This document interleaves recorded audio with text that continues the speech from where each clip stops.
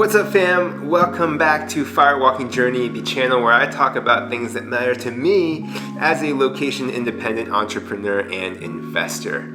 So we are 8 days away from moving out of this house and heading off on our 8-month nomadic adventure before we then relocate to our expat home in Taiwan. And if I told you that this place was a war zone, a Chernobyl, it would be an understatement.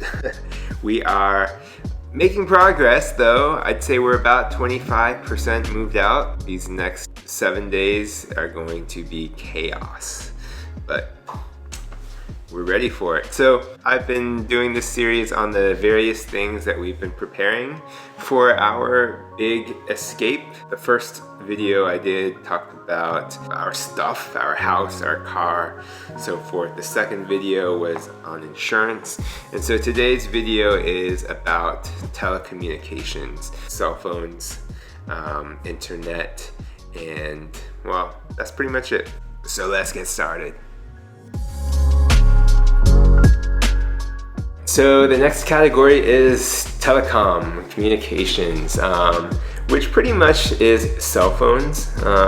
We are under the T-Mobile One plan, which has always been really great for us since 2016 or so. They have provided global data roaming for people in the One plan. And so for the most part, most countries that you travel to, you can get data services for free texting, and cheap calls. So that serves us well. Under our plan, Mexico and Canada basically you basically get the same coverage as you would in the States. T-Mobile doesn't want you to use it for an extended period, but like I said, less than 5 weeks at a time. I think we'll be fine. They won't throttle our data or anything. So we should be able to just use our phones as normal under our current cell phone plans. Looking down the road to a year from now when we live in Taiwan, our plan is to keep our cell phones. We actually have extended family all on our same plan. So my wife and I can remove our lines and then add them back in as needed. So when we go to Taiwan, we can just kind of end our service, stop paying. It'll be approximately $35 per line. And then we can get a cheap plan in Taiwan. I've seen some as low as like $10, $15 a month. Some pay as you go plans are a little bit more, but the main thing is that T-Mobile won't. If we're in Taiwan for like 6-7 months, T-Mobile is gonna throttle our data pretty quickly because you're not supposed to use the global coverage permanently.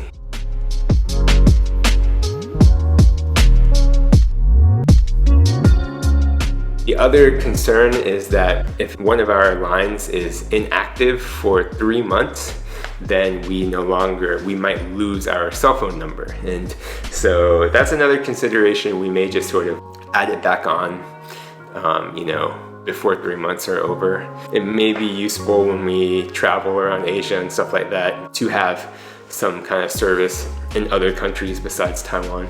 Mobile hotspots, another thing to think about for people who are globe-trotting, but I don't think we really need to worry with that for now. So the hotspot thing may come into play. I've seen a couple pocket Wi-Fis that provide service in Mexico. It's sort of a last resort if we need it, but right now we feel pretty confident about the places that we're going. We're really just going to a handful of major cities and tourist destinations with pretty strong infrastructure. So choosing where we stay, Airbnbs and hotels that have reviews that talk about how fast and reliable the internet is important. And then on top of that, I've been talking to a lot of locals, trying to get a feel for what their experiences have been, especially other remote workers. They obviously have the best insight into this.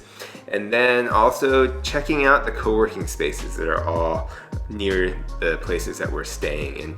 And in several cases, it's really great, and I can't wait to go see these co-working spaces. They look really awesome. They're really conveniently located. The value is incredible. I do enjoy co-working spaces. I do enjoy checking them out during our travels all over the country, and so this will be cool to see some international ones. My wife suggested I mention scheduling your ways of connecting with people in your life. When we travel nomadically, she's going to want to be able to maintain those connections with her friends and family from back home and wherever they are. Now, this is something that I don't think about too much because I actually have actively maintained sort of this communication schedule with my friends for several decades now. So I do have sort of a list where I make sure that I'm keeping in contact, touching base with the people that I want to stay in touch with.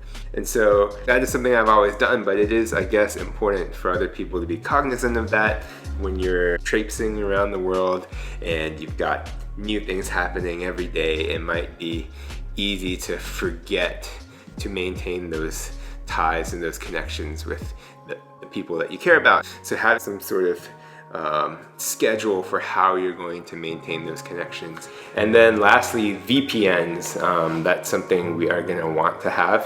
When you're living as an expat, you probably want sort of your home comforts, and so there's a lot of reasons to have a VPN, but I haven't worried about that too much just yet because I think we won't need that probably until we head to Taiwan. So anyways, as always, like and subscribe if you want to. If you want to follow along on our journey, you know, the next video, the final installment of this series is going to be about money, and I guess that one's going to go out when we're like one day from moving out of this home. So pray for us, y'all. Pray for us.